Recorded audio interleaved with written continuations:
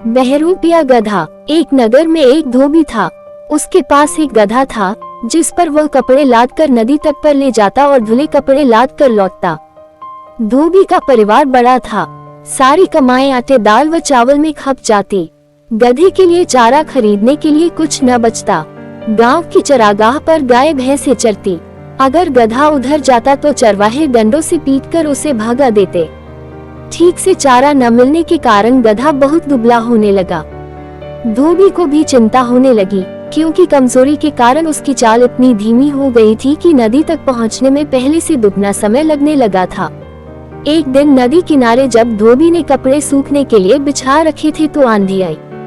कपड़े इधर उधर हवा में उड़ गए। आंधी थमने पर उसे दूर दूर तक जाकर कपड़े उठाकर लाने पड़े। अपने कपड़े ढूंढता हुआ वह सरकंडों के बीच घुसा। सरकंडों के बीच उसे एक मरा बाघ नजर आया। धोबी कपड़े लेकर लौटा और गट्ठर गधे पर लादने लगा। गधा लड़खड़ाया। धोबी ने देखा कि उसका गधा इतना कमजोर हो गया है कि एक दो दिन बाद बिल्कुल ही बैठ जाएगा। तभी धोबी को एक उपाय सूझा। वह सोचने लगा, अगर मैं उस बाघ की खाल उतार कर ले आऊं और रात को इस गधे को वह खाल उड़ाकर खेतों की ओर भेजूं तो लोग इसे बाघ समझकर डरेंगे। कोई निकट नहीं फटकेगा। गधा खेत चर लिया करेगा। धोबी ने ऐसा ही किया। दूसरे दिन नदी तट पर कपड़े जल्दी धोकर सूखने डाल दिए और फिर वह सरकंडों के बीच जाकर बाघ की खाल उतारने लगा। शाम को लौटते समय वह खाल को कपड़ों के बीच छिपा कर घर ले आया। रात को जब सब सो गए तो उसने बाघ की खाल गधे को ओढ़ाई। गधा दूर से देखने पर बाघ जैसा ही नजर आने लगा। धोबी संतुष्ट हुआ। फिर उसने गधे को खेतों की ओर खदेड़ दिया। गधे ने एक खेत में जाकर फसल खाना शुरू किया। रात को खेतों की रखवाली करने वालों ने खेत में बाघ देखा तो वे डरकर भाग खड़े हुए।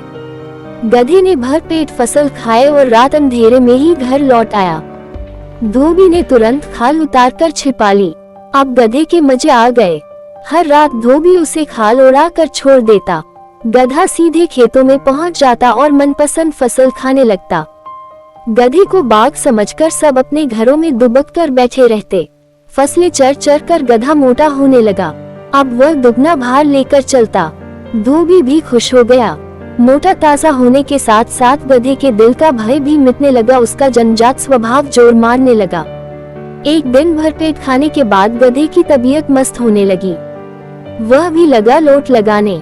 खूब लोटा वह गधा। बाघ की खाल तो एक और गिर गई। वह अब खालिस गधा बनकर उठ खड़ा हुआ और डोलता हुआ खेत से बाहर निकला।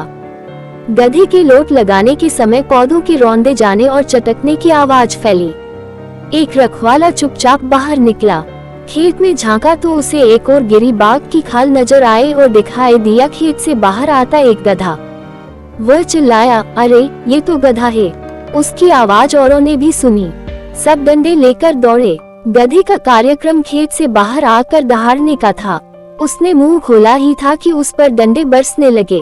क्रोध से भरे रखवालों ने उसे वहीं ढेर कर दिया। उसकी सारी पोल खुल चुकी थी। धोबी को भी वह नगर छोड़कर कहीं और जाना पड़ा।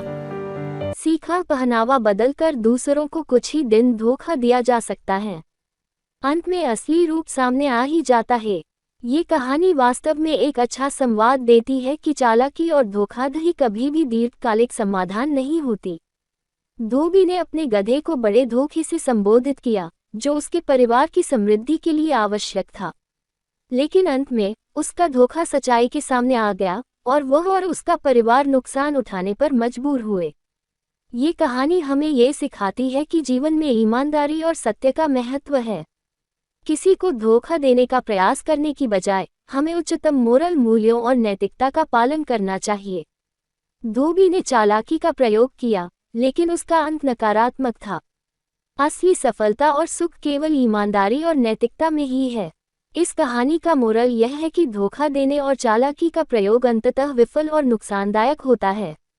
जीवन में ईमानदारी, नैतिकता और सच्चाई का पालन करना हमें सही मार्ग पर ले जाता है और अंततः सफलता की दिशा में ले जाता है। धोबी ने चालाकी की बजाय ईमानदारी का मार्ग अपनाया होता तो शायद उसका परिणाम भी अलग होता। इसलिए ये कहानी हमें ये सिखाती है कि नैतिक मूल्यों का पालन करना हमें सच्ची सफलता और खुशियों तक पहुंचाता है। हेलो दोस्तों, आपको ये वीडियो कैसा लगा और आपने इस कहानी से क्या सीखा कमेंट बॉक्स में जरूर बताइएगा। ऐसे और भी मजेदार एंड मॉरल बेस्ड कहानियां सुनने के लिए हमारे चैनल को जरूर सब्सक्राइब कीजिए और अगर ये वीडियो आपको पसंद आया है तो लाइक जरूर कीजिए एंड फ्रेंड्स के साथ भी शेयर कीजिएगा। Thank you.